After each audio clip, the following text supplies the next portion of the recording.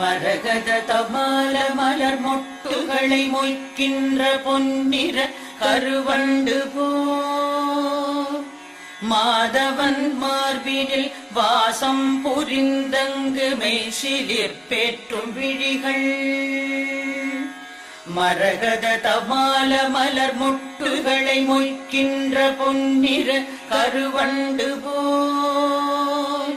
மாதவன் மார்பினில் வாசம் புரிந்தங்கு மெய்சிலிர் பேற்றும் விழிகள் பரவும் பல்வடிவத்தின் செல்வ வளமாகிடும் திருமகளின் அழகு விழிகள் பறிவோடு அந்த இரு விழிகளின் கடை நோக்கு மங்களம் எனக் கருள்கவே.